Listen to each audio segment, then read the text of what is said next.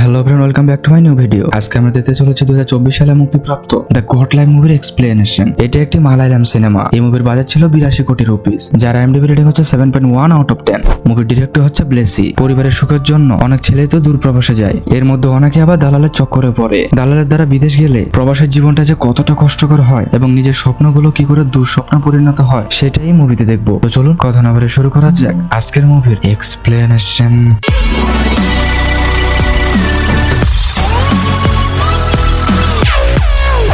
মুভির শুরুতে নাজিব নামের একজনকে দেখি। নাজিব হচ্ছেন কেরালার বাসিন্দা। নাজিব ভালো কিছু করতে সৌদিতে এসেছে। এয়ারপোর্টের দায়িত্বরত একজন নাজিবকে বলে, আপনি কি করতে এখানে এসেছেন? কিন্তু নাজিব লোকটির কোনো কথাই বোঝে না। একটু পর সেখানে হাকিম নামের একটা ছেলে আসে। নাজিব ও হাকিম একসাথে সৌদিতে এসেছে। হাকিম লোকটির ভাষা না বুঝলেও সে কোনোভাবে বুঝিয়ে বলে তারা এখানে কেন এসেছে। তারা বাইরে আসলে দেখতে পায় অনেক কাফিলরাই দাঁড়িয়ে আছে, এক এক করে সবাই চলে যায়, কিন্তু তাদের নিতে কেউ আসে না। এই জন্য তারা দুজনে খুবই চিন্তিত। একটু পর ইন্ডিয়ারই একজন তাদের থেকে একটা ফোন নাম্বার নেয় এবং সেই নাম্বারে ফোন করে, তবে ফোনটা কেউ ধরে না। তখন লোকটি বলে, হয়তো এটা কোনো কোম্পানির নাম্বার, তোমরা চিন্তা করো না, তোমাদের নিতে ঠিকই আসবে। এই বলে লোকটি সেখান থেকে চলে যায়। তারা দুজনেই এয়ারপোর্ট থেকে বাইরে বের হয় এবং অপেক্ষা করতে থাকে। ঠিক তখনই একজন জুব্বা পরিহিত লোক তাদের পাশ দিয়ে যায়। লোকটি এয়ারপোর্টের ভেতর কাউকে খুঁজছিল। একটু পর লোকটি নাজিবদের কাছে আসে এবং তাদের আরবিতে জিজ্ঞাসা করে, তোমরা কি কারোর জন্য অপেক্ষা করছো? কিন্তু নাজিম ও হাকিম লোকটির কোনো কথাই বুঝতে পারছিল না, তাই তারা চুপ করেই থাকে। এই দেখে লোকটা বিরক্ত হয়ে চলে যায়। একটু পর লোকটি আবারও আসে, তাদের পাসপোর্ট চেক করে এবং বুঝতে পারে তাদের জন্য সে এখানে এসেছে। পরবর্তীতে লোকটি একটা পুরাতন গাড়ি বের করে এবং নাজিব ও হাকিমের লাগেজ গাড়িতে তোলে।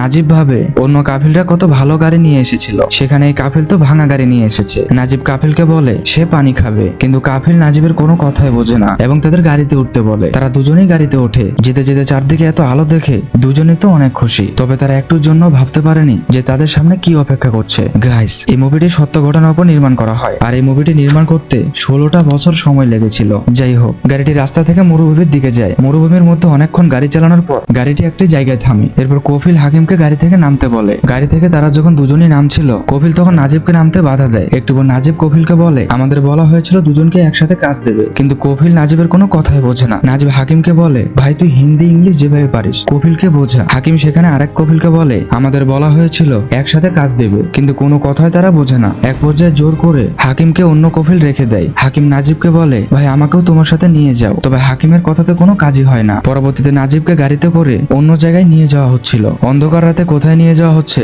নাজিব কিছুই বুঝতে পারে না। অনেকটা রাস্তা পাড়ি দিয়ে গাড়িটা একটা জায়গায় থামে। গাড়ি থেকে নেমে নাজিবের হঠাৎ খুব ঠান্ডা লাগে। একটু পর কফিল জাসির নামের আরেক কফিলকে নিয়ে আসে এবং নাজিবকে তার হাতে তুলে দেয়। আমি এখানে একজনকে বড় কফিল ও আরেকজনকে ছোট কফিল বলবো। যাই হোক, নাজিব ছোট কফিলকে বলে, এখানে ফোন করা যাবে কি? কফিল বলে, কাল থেকে কাজ শুরু হবে। তারা দুজনেই কেউ কারো কথা বোঝেন না। পরবর্তীতে নাজিব সেখানে একজন বৃদ্ধকে দেখতে পায়। নাজিব বৃদ্ধকে বলে, এটা কোন জায়গা? বৃদ্ধটির কথা নাজিব বোঝে না। নাজিব ইশারায় বলে, এখানে কি পানি পাওয়া যাবে? বৃদ্ধটি ইশারায় নাজিবকে পানির কল দেখিয়ে দেয়। এরপর নাজিব ট্যাপ থেকে মন ভরে পানি খায়। নাজিব এত কিছু দেখে হতাশায় সেখানে মাথা বেড়ে বিশ্রাম নেয়। তখনই একটা উট এসে নাজিবকে গুঁতো দেয়। এটা দেখে নাজিব খানিকটা ভয়ও পায়, কেননা নাজিবের আগে কখনো উট দেখেনি। একটু পর নাজিব বৃদ্ধকে বলে, রাতে আমি কোথায় ঘুমাবো? কিন্তু বৃদ্ধটি কোনো কথাই বলে না। নাজিব কোনো কিছু বুঝে উঠতে না পেরে পাশে থাকা একটা তাঁবুর ভেতর ঢোকে। তাঁবুর ভেতর আগে থেকে ছোট কফিল ঘুমিয়েছিল। নাজিব কাপড় বিছিয়ে কফিলের পাশে শুয়ে পড়ে। এরপর নাজিবের পুরোনো দিনের কথা মনে পড়ে। নাজিব নদীর তল থেকে বালি তোলার কাজ করত। সেখানে সন্তোষ নামের একজন বলে, আমার দুলাভাই বিদেশ থেকে সিগারেট পাঠিয়েছে, তুমি কি খাবে?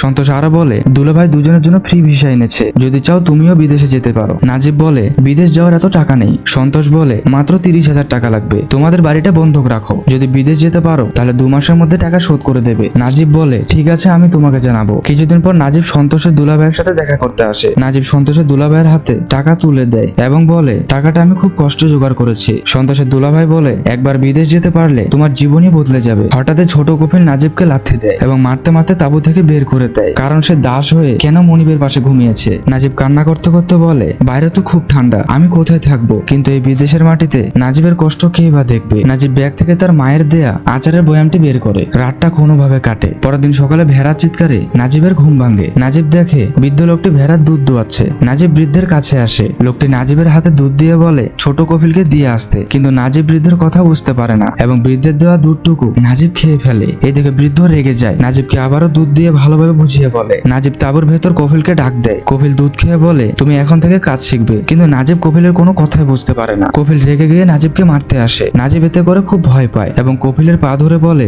আমি এখানে থাকবো না, দয়া করে আমাকে এখান থেকে নিয়ে যান। কফিল রেগে গিয়ে নাজিবকে ধাক্কা মেরে বাইরে ফেলে দেয়। একটু পর সেখানে বড় কফিল আসে। নাজিব বারবার করে বলতে থাকে দয়া করে আমায় যেতে দিন, কিন্তু নাজিবের কথা কেউই বোঝে না। কিছুক্ষণ পর নাজিবকে দাসের কাপড় দেওয়া হয়। নাজিব কফিলদের বোঝানোর চেষ্টা করে, এমনকি নাজিব তার পাসপোর্ট সহ তার ডায়েরিটা কফিলদের দেখায়। এ দেখে কফিল পাসপোর্ট সহ সবকিছু ছিঁড়ে ফেলে। নাজিব ছেঁড়া কাগজগুলো হাতে নিয়ে হতাশায় দাঁড়িয়ে থাকে, কেননা এখান থেকে বের হওয়ার শেষ আশাটাও শেষ হয়ে গেল। পরবর্তীতে নাজিব মন খারাপ করে বসেছিল। কফিল নাজিবকে ডাক দেয়। নাজিব কফিলের ডাকে সাড়া দেয় না। তারপর কফিল হাতে রুটি নিয়ে নাজিবকে ডাক দেয়। যেহেতু নাজিব খুবই ক্ষুধার্ত ছিল, তাই সে চুপ করে বসে থাকতে পারেনি। রুটি পেয়ে নাজিব তাড়াতাড়ি খাওয়া শুরু করে। খেতে খেতে নাজিব কান্না করছিল, কেননা ভাগ্য তাকে আজ কোথায় নিয়ে এসেছে। এদিকে বৃদ্ধটি ভেড়ার পাল চড়াতে নিয়ে এসেছে। নাজিব দৌড়াতে দৌড়াতে বৃদ্ধের কাছে আসে। নাজিব বলে এইখান থেকে রোড কত দূর? বৃদ্ধটি জানায় অনেক দূর, সেখানে যাওয়া একদমই অসম্ভব। বৃদ্ধের মুখে এই কথা শুনে নাজিব আরো ভেঙে পড়ে। রাতের বেলা নাজিব ছেঁড়া কাগজের টুকরোগুলো জোড়া লাগাচ্ছিল। একটু পর নাজিব আকাশে চাঁদের দিকে তাকায়। তখনই তার স্ত্রীর কথা মনে পড়ে। তার স্ত্রী বলেছিল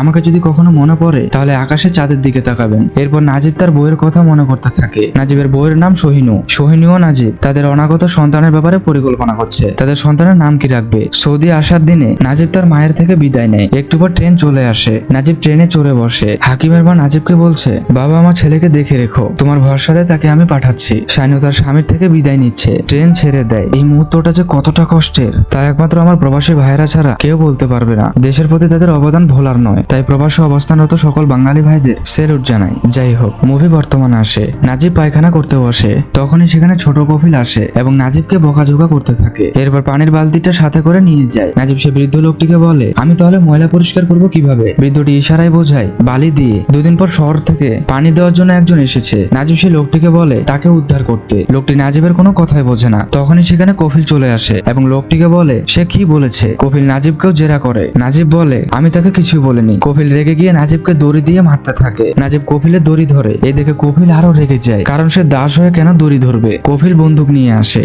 নাজিব কফিলের বন্দুকও চেপে ধরে। কফিল রেগে গিয়ে বন্দুক দিয়ে নাজিবের কপালে মারে। এতে নাজিব অজ্ঞান হয়ে যায়। এই সবকিছু লোকটি দেখছিল, ফলে ট্যাঙ্ক ভর্তি হয়ে পানি পড়তে থাকে। কফিল লোকটিকে চলে যেতে বলে। নাজিব ভেসে আসা পানি দেখে তার গ্রামের নদীর কথা মনে পড়ে। এই নদীতে নাজিব কত গোসল করেছে। নাজিব তার বিয়ের দিনগুলো মনে করতে থাকে। শাইনুরের সাথে কাটানো মুহূর্তগুলো কতই না ভালো ছিল। হয়তো টাকা কম ছিল, তবে ভালোবাসার তো কোনো কমতি ছিল না। মুভি বর্তমানে আসে। নাজিব খুবই কান্না করতে থাকে। রাতে নাজিব বৃদ্ধকে বলে আপনি এখানে কতদিন ধরে আছেন? বৃদ্ধ তেমন কিছুই বলে না। একদিন সকালে নাজিবের হঠাৎ ঘুম ভেঙে যায়। কফিল নাজিবকে ডাক দেয়। নাজিব কফিলের কাছে আসে। কফিল ইশারায় বলে তোমায় ভেড়ার দুধ দোয়াতে হবে। কফিলের কথা নাজিব দুধ দোয়াতে যায়, কিন্তু সে কিছুতেই পারে না। এটা দেখে কফিল তাকে দেখিয়ে দেয় যে কিভাবে সে দুধ দোয়াবে। নাজিব বিরক্ত হয়ে বলে এটা তো আমার কাজ না। সে বৃদ্ধ লোকটি কোথায়? বৃদ্ধের কথা শুনে কফিল খুবই রেগে যায় এবং তাকে ভেড়ার দুধ দোয়াতে বলে। নাজিব ভয়ে ভয়ে ভেড়ার দুধ দোয়াতে যায়। অবশেষে নাজিব দুধ দোয়াতে সক্ষম হয়। এরপর নাজিব ভেড়া চড়াতে নিয়ে যায়। আস্তে আস্তে বৃদ্ধের সকল কাজই নাজিবকে দেওয়া হয়। দুটো ভেড়ার মধ্যে মারামারি লাগে।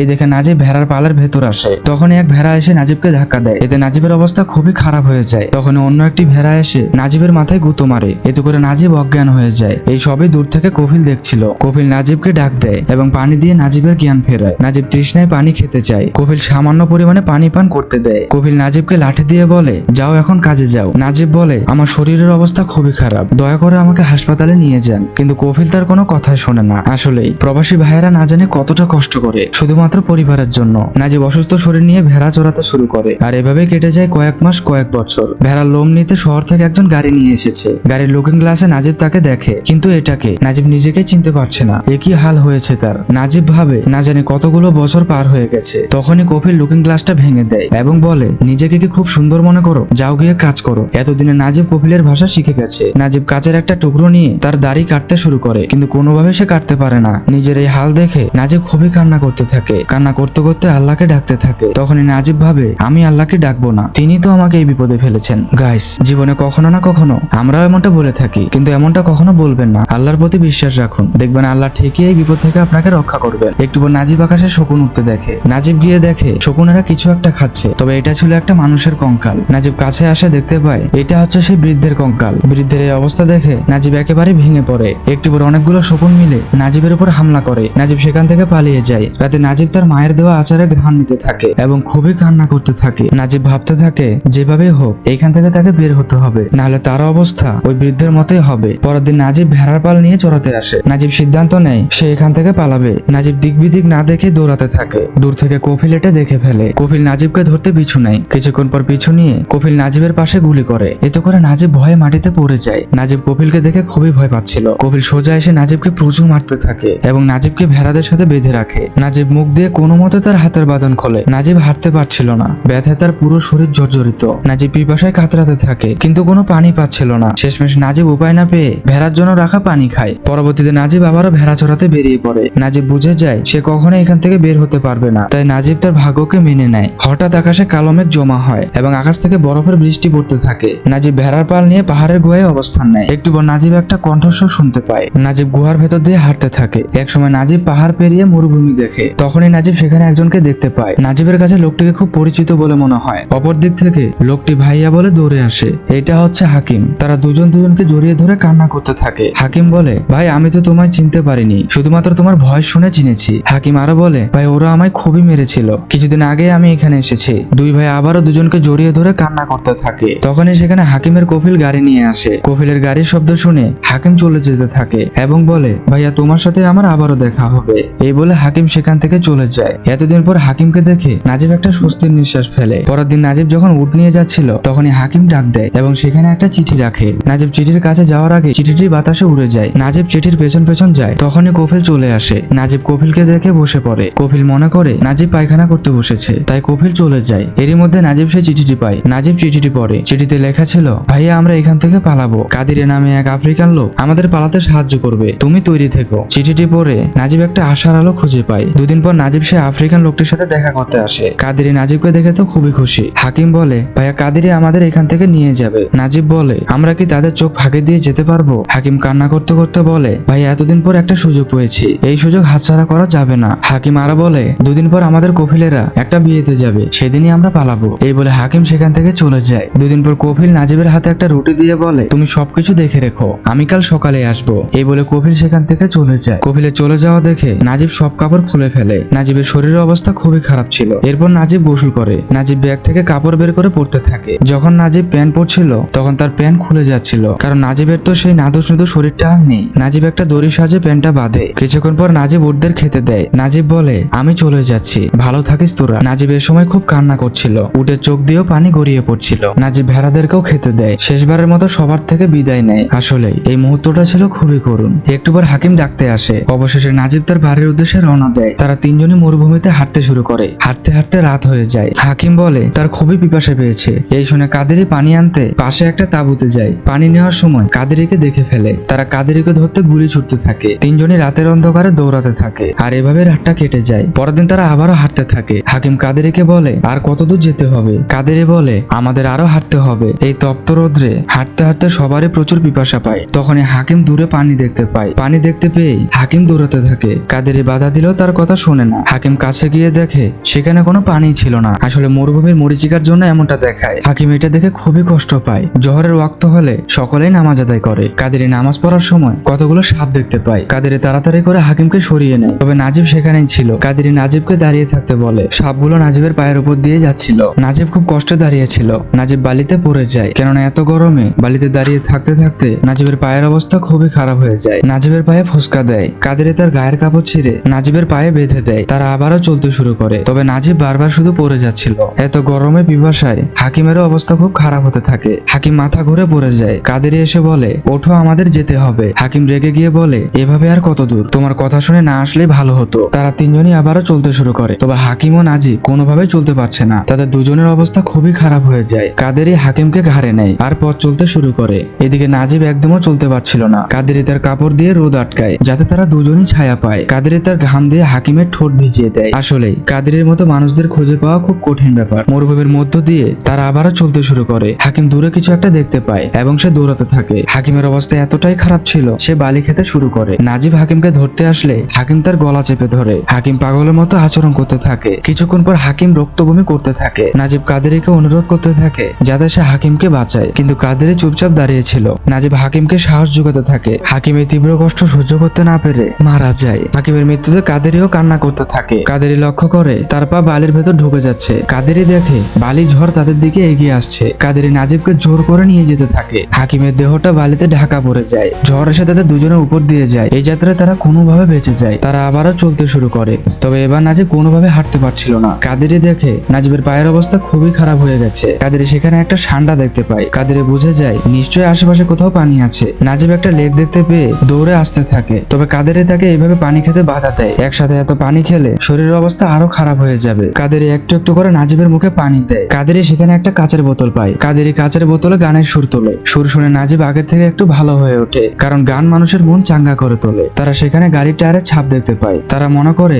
রাস্তা খুব কাছে। একটু পর তারা দেখে চারদিকে বালি আর বালি। এই দেখে কাদেরি এবার ভেঙে পড়ে। নাজিব আর চলতে পারছে না, এই জন্য সে সেখানেই শুয়ে পড়ে। পরের দিন সকালে নাজিবের ঘুম ভাঙলে সে কাদেরিকে কোথাও দেখতে পায় না। কাদেরি তার জন্য পানি ও একটা খেজুর রেখে গেছে। নাজিব পানি আর খেজুরটি খায়। এর ফলে কিছুটা শক্তি পায়। নাজিব তার সর্বোচ্চ শক্তি দিয়ে দৌড়াতে থাকে। অবশেষে সে রাস্তায় এসে পৌঁছে। নাজিব রাস্তায় অনেক গাড়ি থামার চেষ্টা করে, কিন্তু কেউ তাকে নেয় না। একজন গাড়ি থামায় এবং নাজিবকে গাড়িতে তোলে। লোকটি নাজিবকে পানি খেতে দেয়। নাজিব পানি খেয়ে কিছুটা আরাম করে। লোকটি নাজিবকে শহরে নামিয়ে দেয়। নাজিব লোকটিকে কৃতজ্ঞতা জানায়। এরপর নাজিবকে ইন্ডিয়ান অ্যাসোসিয়েশন থেকে উদ্ধার করা হয়। তারা নাজিবকে গোসল করিয়ে দেয় এবং নাজিবের চুলও কেটে দেয়। আস্তে আস্তে নাজিব সুস্থ হয়ে ওঠে। নাজিবকে তার পরিবারের সাথে কথা বলতে দেওয়া হয়। এতদিন পর পরিবারের সাথে কথা বলতে গিয়ে নাজিব কান্নায় ভেঙে পড়ে। ফোনের ওপাশ থেকে নাজিবের স্ত্রী বলে, তোমার জন্য আমি কত অপেক্ষা করেছি, আমাদের ছেলে হয়েছে। পরবর্তীতে নাজিব পুলিশ স্টেশনে যায় মিসিং কেস করতে, কারণ তার তো কোনো কাগজই নেই। নাজিব বোর্ডে কাদেরের ছবি দেখে এবং বুঝতে পারে তার কফিল তাকে পেতে কেস করেছে। এরপর পুলিশ সকল দাসকে একখানা করে,